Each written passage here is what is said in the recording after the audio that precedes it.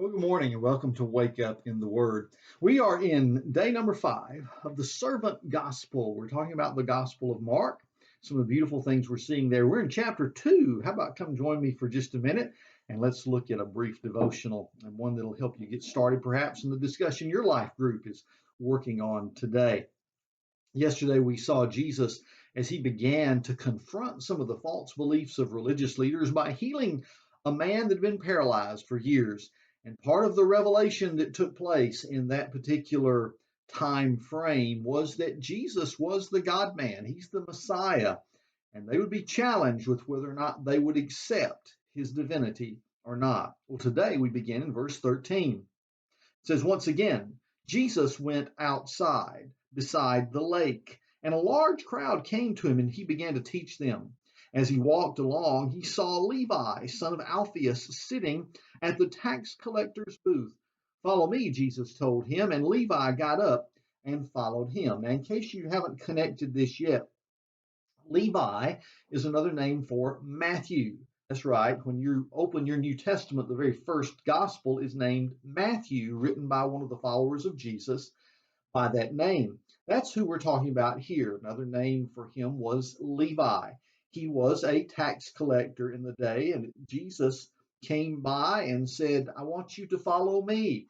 He left his previous vocation as a tax collector and became a follower of Jesus Christ. Now, in verse 15, it says, while Jesus was having dinner at his home, many tax collectors and sinners were eating with him and his disciples, for they were many. There were many who followed him.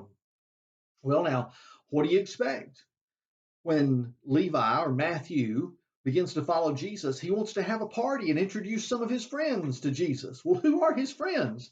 Well, they're other tax collectors and sinners. Jesus, of course, came for them. He wants to reach out to them. And so as he has this party, has this event, Jesus is there with his disciples. They are celebrating together, talking about spiritual truths. But in verse 16, we got a group of people who don't like it. Now remember, we were introduced to the religious leaders earlier in this chapter yesterday. Today, I want you to watch as we're going to talk about 4 ways that Jesus was criticized. We saw how it started yesterday. We're going to look at 3 more today and pull all those together. Because in the very next verse, look at what they say.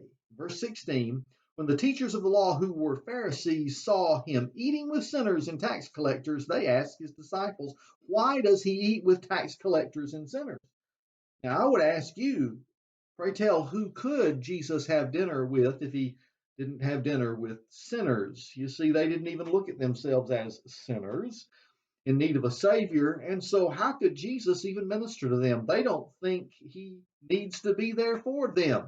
They think they already have a handle on all this, and they have the corner on the market of God's religion and what God believes for, or what we should believe about God on every particular subject.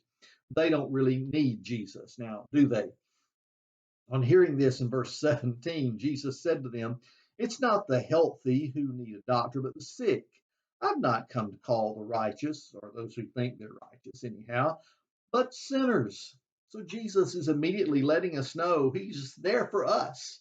He's there for the sinner that needs a Savior, the one who recognizes his deep-seated need for the gospel, for the forgiveness that is ours through Jesus Christ, for a relationship with God that, although broken, can be completely healed. And in verse 18, it says, now John's disciples and the Pharisees were fasting. Some people came and asked Jesus, how is it that John's disciples and the disciples of the Pharisees are fasting, but yours are not? Jesus answered, how can the guests of the bridegroom fast while he's with them? They cannot so long as they have him with them, but the time will come when the bridegroom will be taken from them, and on that day they will fast. And then Jesus decides to give them a little hint, a little parenthetical glimpse into what's to come. He tells this story. No one sews a patch of unshrunk cloth on an old garment. If he does, the new piece will pull away from the old, making the tear worse. And no one pours new wine into old wineskins. If he does, the wine will burst the skins, and both the wine and the wineskins will be ruined. No, he pours new wine into new wineskins. He's beginning to let them know the old religious system is passing away. Something new is coming. You can't just patch it up. But what is on the horizon, what will become the church of the living God, that will turn the world upside down. It's a new thing, and it's on the way. You'll want to be a part of it, but you can't patch up the old system with the new. You've got to start fresh. The same thing is going on even now as Jesus is getting us ready for something new that's on the horizon. He's beginning to train us because right now everything has changed, even when it comes to ministry in the church that exists today.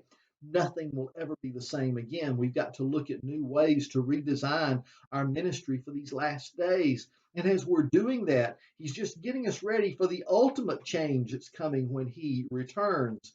So, friends, just as he was beginning to alert his disciples, his followers, to what was on the horizon after his resurrection, I think the Lord, even today, is alerting us to the fact that there's a new change coming when he comes again. But then we go back to looking at the different ways Jesus was criticized. And if you go back to the beginning of this chapter, here's what you've got. They criticized Jesus, first of all, for forgiveness, recognizing his divinity, therefore his ability to forgive sins. Then they criticized him for hanging out with sinners. Oh boy, what are you doing hanging out with these sinful people? Thirdly, for not making his disciples fast, not taking on the religious observance they thought was appropriate at the time. And then fourthly and finally, for eating grain on the Sabbath. Look at what he says in the next verse, verse 23. One Sabbath, Jesus was going through the grain fields, and as his disciples walked along, they began to pick some heads of grain. Well, the Pharisees said to him, "Look, why are they doing what is unlawful on the Sabbath?" And he answered, "Have you never heard or read what David did when he and his companions were very hungry and in need? In the days of Abiathar the high priest, he entered the house of God and ate the consecrated bread, which is lawful only for the priests to eat. And he also gave some to his companions. Then he said to them, the Sabbath was made for man, not man for the Sabbath. So the Son of Man is Lord even of the Sabbath." So here in this little criticism that was made about why aren't you following all our rules and regulations about the Sabbath, Jesus uses an opportunity to once again point to his divinity. He said, "Folks, don't you understand that I made the rule for you as a benefit, not as something that was going to be a religious burden to bear, to put on your shoulders, so that you could criticize everyone for every little thing they might do on the Sabbath?" Folks, that's even come down to our day. I can remember my first trip to Jerusalem staying at the Mount Scopus Hotel. I don't even know if it's still standing, but at the Mount Scopus Hotel, being there on a Sabbath day, and we were on the top floor, and getting on the elevator meant that you looked at every button that was pushed and it had to stop at every floor on the way down. Why? Because no good Jewish person should have to work by putting their finger on an elevator button on the Sabbath. You say, wow, really? Is it that legalistic? Well, yes. And many of these rules and regulations handed down by the Pharisees were just that. So running some grain between your fingers to loosen it so that you could have a snack on your way through a grain field was considered work. And so therefore you were in trouble because you were breaking the law of the Sabbath. And that's not what God gave. He wanted man to set aside his work one day per week and rest for man's benefit.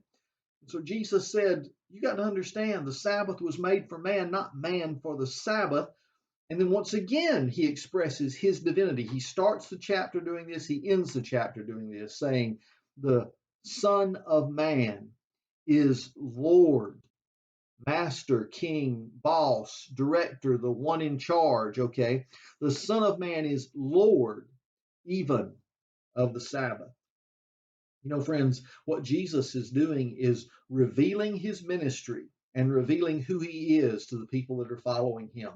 It's a beautiful revelation. As it takes place, there's going to be one of two reactions. You're either going to accept Jesus as Lord, as a Messiah, or you're going to reject him and keep walking in whatever way you are walking, whatever kind of sinful life or even whatever dignified religious life you had chosen, but that ignores Jesus. Friends, we have the same choice before us today. And my prayer for you, as to everyone that listens to Wake Up in the Word, is that you will follow Jesus, be one of his disciples. That's the way you find fulfillment and peace in these days and a future place in the forever family of God. Well, thanks for joining me this morning. We'll do this again tomorrow as we walk through the servant gospel, the gospel of Mark. I'll see you then as we wake up in the Word.